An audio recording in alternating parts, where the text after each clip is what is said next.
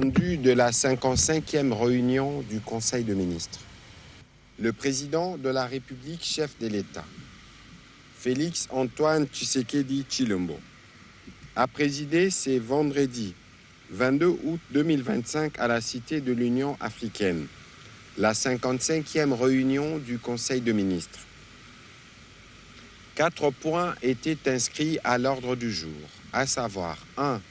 Communication du président de la République, chef de l'État. 2. Points d'information. 3. Approbation d'un relevé des décisions de Conseil de ministres. 4. Examen et adoption de textes.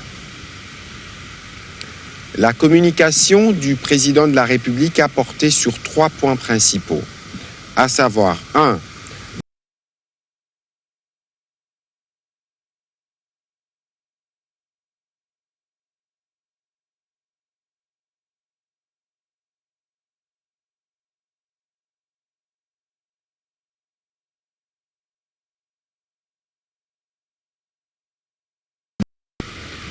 Et au Congo central ont provoqué des conséquences particulièrement graves. Outre la dégradation de plusieurs infrastructures routières et d'assainissement, ces intempéries ont entraîné des inondations massives dans certains quartiers, aggravé des foyers d'érosion déjà actifs et surtout occasionné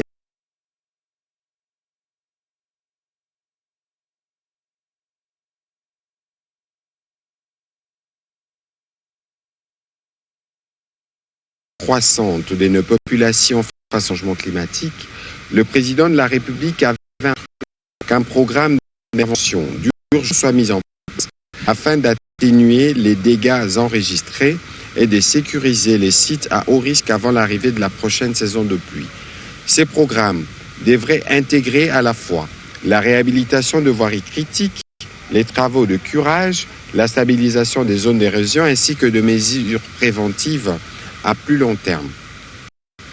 Il lui a été rapporté que conformément aux instructions, le Trésor public a mobilisé les ressources nécessaires en vue de leur mise à la disposition de l'Office de voirie et drainage. Cependant, la complexité des procédures administratives, notamment l'obtention des avis de non-objection de la DGCMP, les comptoirs et autres formalités n'a pas permis aux adjudicataires de revoir les premiers classements très récemment. Plusieurs options stratégiques n'ont pas réalisé ou accusent un retard préjudiciable. Pour exemple, l'acquisition de drague multifonction indispensable pour le dragage du fleuve des murs ou encore l'installation des mini-triques en amont de principales rivières, outils essentiels pour améliorer notre capacité d'anticipation et d'alerte sur la pointe de eau. L'ordre d'idées à la suite des travaux d'envergure étaient attendus afin de prévenir la répétition des dégâts constatés sur la route de l'aéroport national du Cap des Bonhommes, encore sur la 1 au niveau de Kassan, des perturbations de circulation est enregistrée. D'un mois de retour annoncé, le président de la République a évoqué la nécessité pour le gouvernement du ministère des Finances de procéder à l'encadrement essentiel à la libération du sol des fonds débloqués, conditions sine qua non accélérées, chantiers ouverts et initiés en suspens. À des fins risque de les catastrophes pour ce qui exposerait nos concitoyens à des nouvelles pertes en vies humaines et matérielles, la crédibilité de nos régions. Enfin, le président de la République a informé le Conseil les prochains jours de ce dossier qui réunira les membres du gouvernement et aussi tous les services techniques concernés. Les deuxièmes points de communication du président de la République sur les exonérations de la démocratique du Congo en vue de la réalisation du projet de cantine populaire. Dans le cadre de la mise en œuvre effective du deuxième engagement de son quinquennat consacré à la protection du pouvoir d'achat des compatriotes, le président de la République tient au lancement communautaire une initiative personnelle placée sous la coordination du Fonds social de la République. Ce projet incarne une réponse immédiate aux attentes de nos peuples face à la flambée des prix de produits de première nécessité. Il vise à garantir aux populations à faible revenu l'accès régulier et à un prix social de base tels que le riz, l'huile de palme, la farine de foin et les taureaux. Les conduites à Kinshasa à bon confirme la et l'efficacité du mécanisme en place. Le président de la République courage de s'épargner sur l'ensemble des provinces, l'intégration des camps militaires, police, autres centres communautaires. Cette extension contribue à réduire l'insécurité alimentaire, le pouvoir des ménages vulnérables ou encore à contre les petits commerçants impliqués dans la chaîne de production. Le projet soutient de l'ensemble du gouvernement et des publics concernés. Le président de la République un texte pertinent régissant le fonds social. Le projet devra bénéficier de facilités portuaires et logistiques nécessaires, notamment pour les enlèvements, les exonérations des parafiscales appropriées de la stabilité de la production. Le vice-ministre de l'Intérieur, c'est le transport et voies de communication, qui serait l'État ministre du plan, ses finances et du l'Intérieur à travers les services hospitaliers, sous la supervision des ministres, sans délai, des conditions nécessaires comme la mise en œuvre novateur. Le président de la République a souligné qu'il attache une importance vitale à la réussite de cette initiative, car elle traduit la volonté ferme de son mandat, celle de mettre l'action publique au service du bien-être quotidien de chacun. Deuxième point de la communication du président de la République a porté sur la nécessité d'évaluer les engagements du gouvernement à l'égard des partenaires sociaux. Le président de la République tient à la stabilité sociale qui constitue un des piliers essentiels de la paix et du développement durable de notre nation. Celle du progrès économique, la forme institutionnelle collective ne peut s'en créer. C'est pourquoi il estime qu'il incombe au gouvernement de maintenir avec les partenaires sociaux et d'apporter réponses concrètes et durables préparation de la population active. Privilégier du dialogue et de la concertation, les présidents de la République ont rappelé que le gouvernement a rencontré dans un passé récent des échanges francs et responsables avec les représentants syndicaux des enseignants, des médecins et d'autres catégories socio-professionnelles. Les analyses avaient permis de dégager un consensus des éléments auxquels les nationales avaient inscrit. Elles avaient voix à une horizon mutuelle et l'État de non seulement de des mais aussi des idées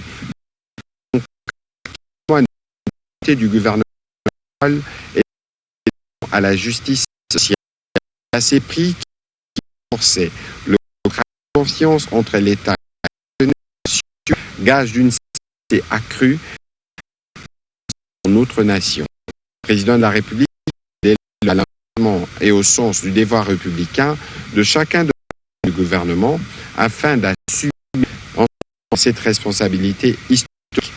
La nation à des solutions claires, rapides, a-t-il précisé.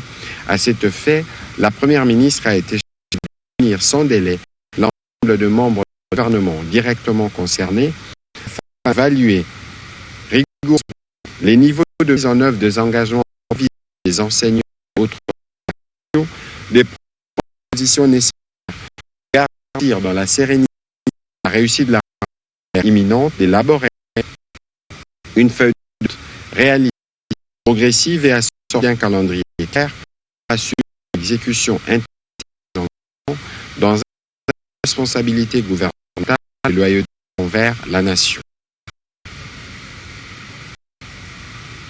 Deuxième chapitre du Conseil de ministres de jour relatif au point d'information. Le vice-premier ministre, ministre de l'Intérieur, au Conseil l'État d'administration du territoire. La semaine qui s'achève, l'esprit de la population a été marqué notamment par l'intérêt de l'Union nationale sur le premier ministre Michel Gouvernement, une élection au Japon, la TICAD 9. Parler à la direction de l'opinion quant à la désignation que la ville et les occupations, ainsi que les préparatifs scolaires de 2026.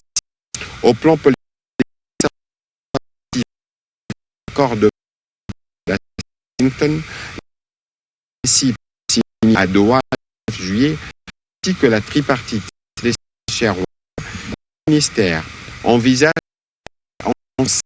un atelier devant élaborer une feuille de route relative à la restauration de la protection de la civile et retour de refuge placés sur les territoires occupés. Au chapitre de la criminalité, le vice-premier ministre fait le point de la réunion du comité provincial de sécurité de Kinshasa et au comité de sécurité des 4 communes qui est tenu les derniers d'évaluer la situation sécuritaire dans la capitale, définir des actions à court ou terme et à mener, identifier les zones d'intervention et les acteurs des sinistres. Il indique que la journée 21 août marquait la clôture du processus des actions légèrement des sinistres plus du Livien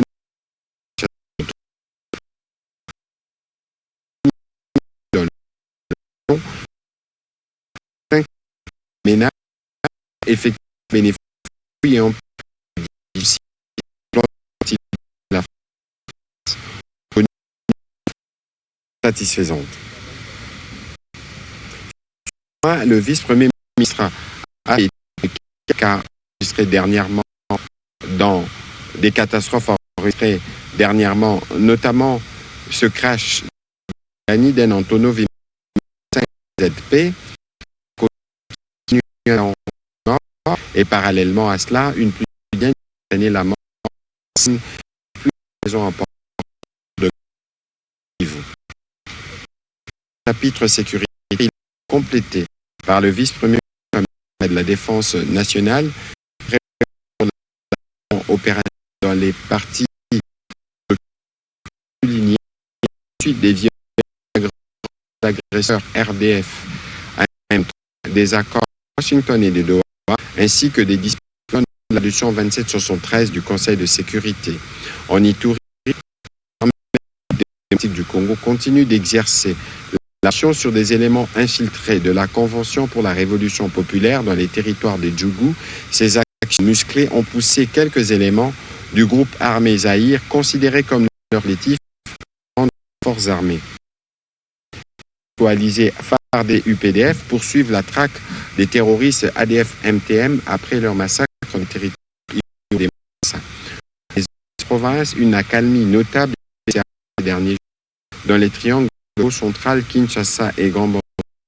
Dans la situation est revenue sous contrôle après les incidents ayant émaillé la ville de Kindu la semaine dernière. Au sujet de l'évolution de la situation récente sur le marché d'échange ainsi que de biens et services, invité à prendre la parole pour la première fois depuis sa nomination, le nouveau gouverneur de la Banque centrale du Congo a présenté une note portant notamment sur la nécessité de favoriser la préférence du franc congolais dans les transactions financières au sein de l'économie nationale, créant un marché de capitaux en franc congolais, la mise en place généralisée d'un système de pension par capitalisation. continuer avec la maîtrise de l'inflation de manière à de crédit en francs congolais, notamment dans les segments favorisés,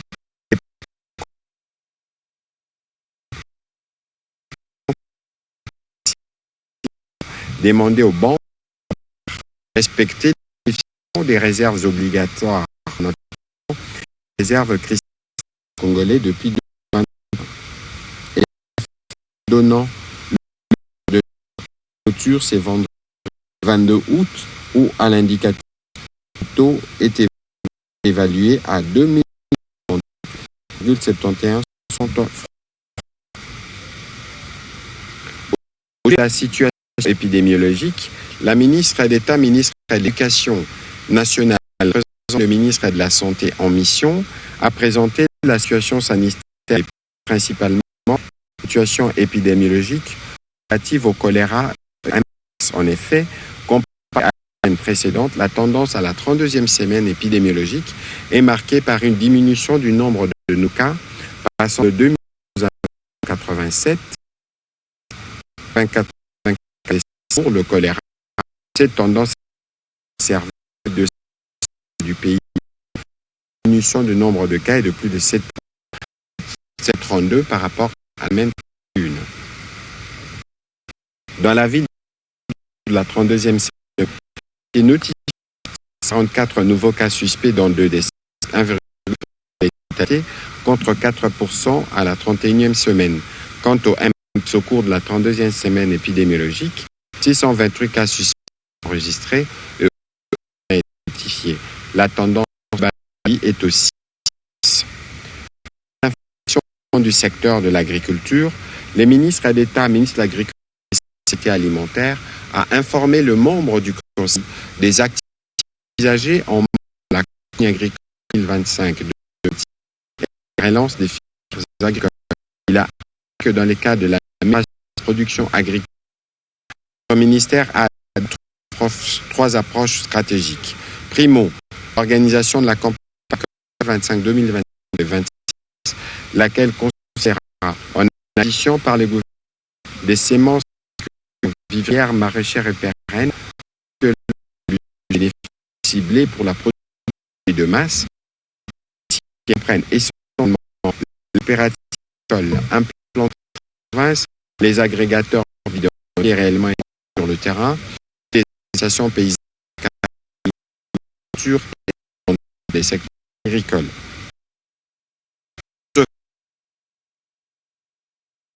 Pour août 2026, la relance de la production sémencière avec un accent particulier sur les cultures essentielles intervenant dans l'alimentation, les améliorant la productivité sémencière de manière à disposer des semences en quantité, de bonne qualité et à moindre coût à la disposition des agriculteurs pour la production de masse.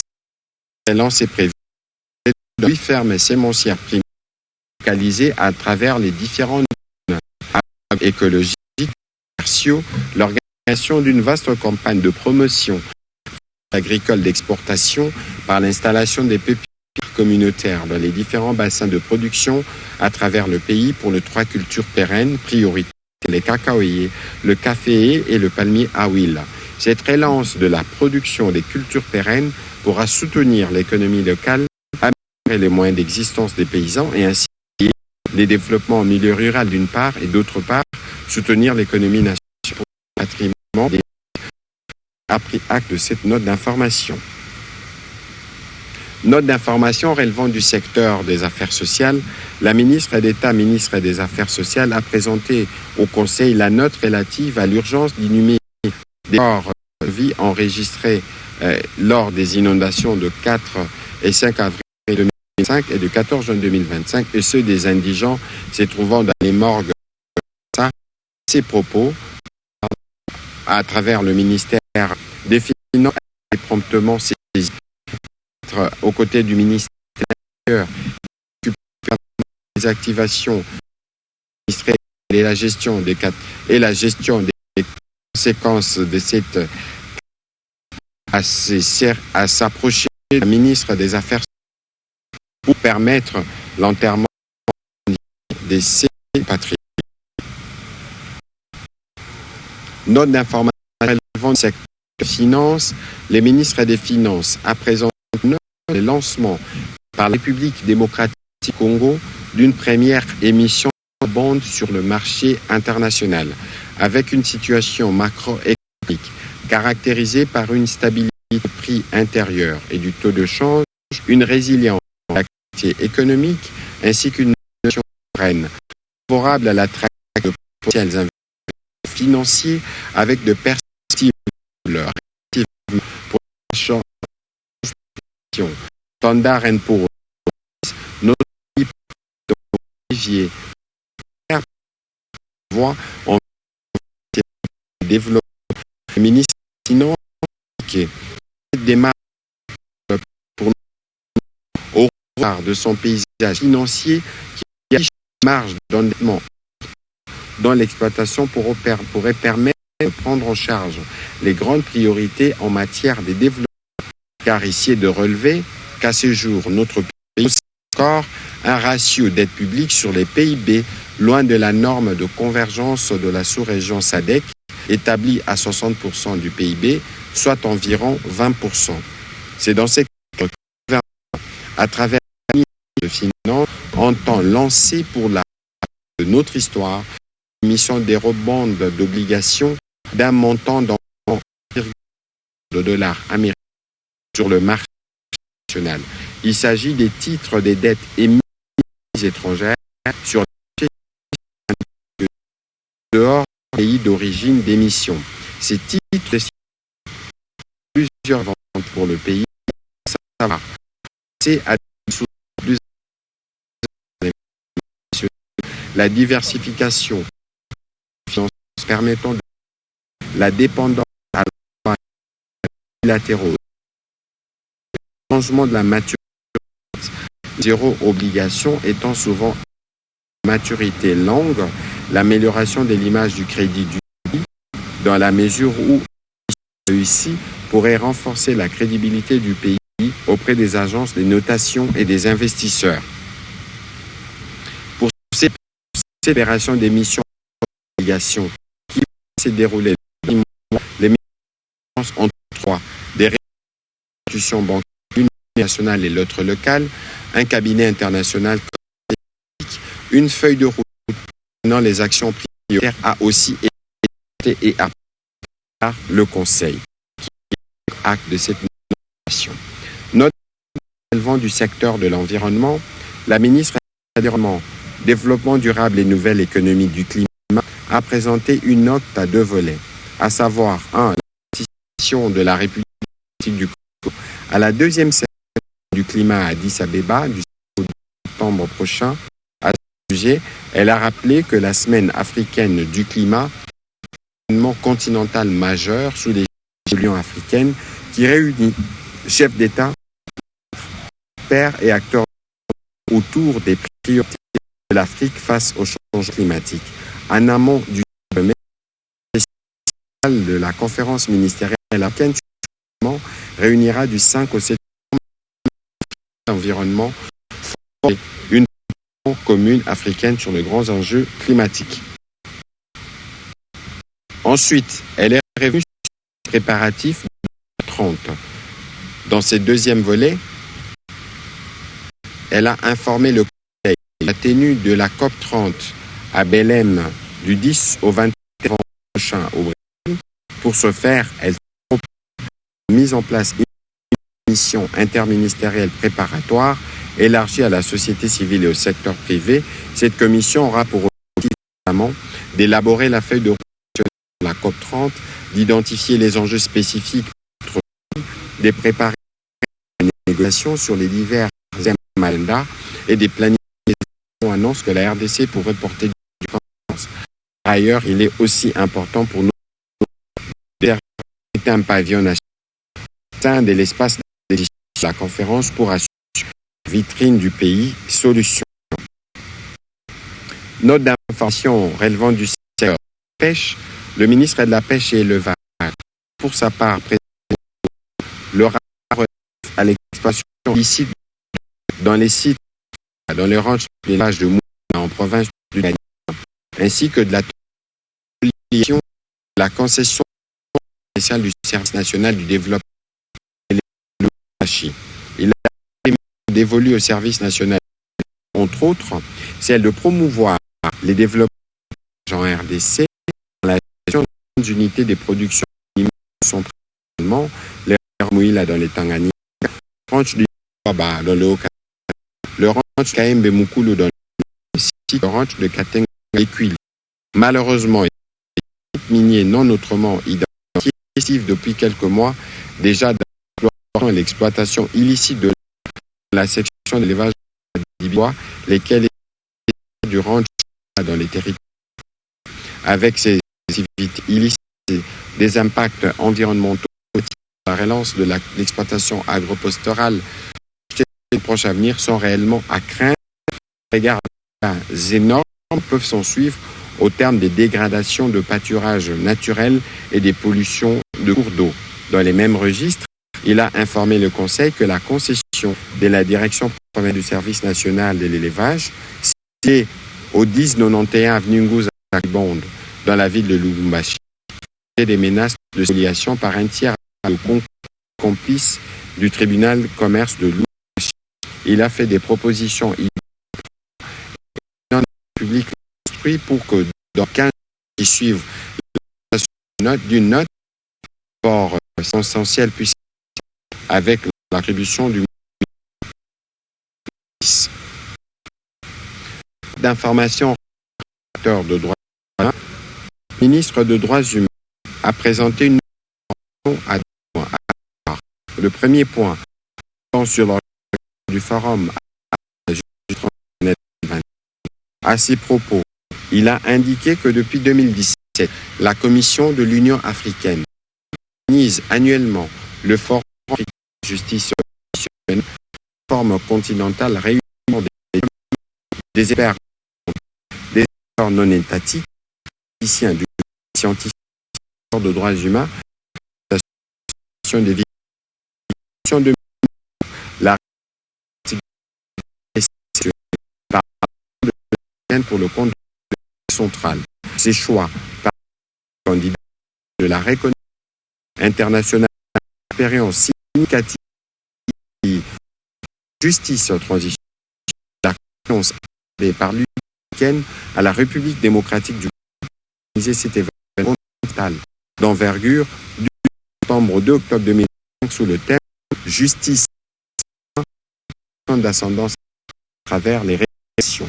Le point à apporter de la résolution reconnaissance des nations africaines et des peuples humains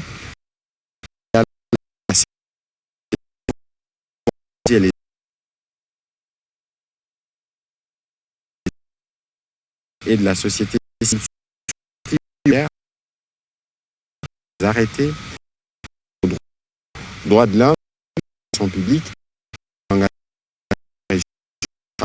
pour citer que la résolution de la d'une cause que les parlementaires faisant aux du de la République, le ministre des Droits humains quelques propositions afin que la résolution par l'Union africaine de droits de l'homme s'efface à bonne date le acte d'information.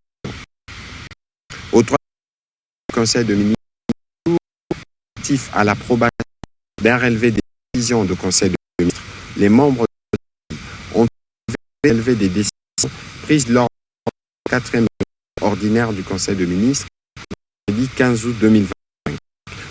Le chapitre de ministre jour relève l'examen et adoption. Le ministre est ministre du plan et de la a soumis à ma adoption le projet d'autorisation de la Charte africaine la décennie nationale démocratique a fonctionné avec un cadre pour un acte réglé avec les exigences d'organisation de notre pays, ainsi de la statistique Nations Unies à 1994, la ratification de la charte de comment chaque État et dans le signal a eu pour effet et de coordination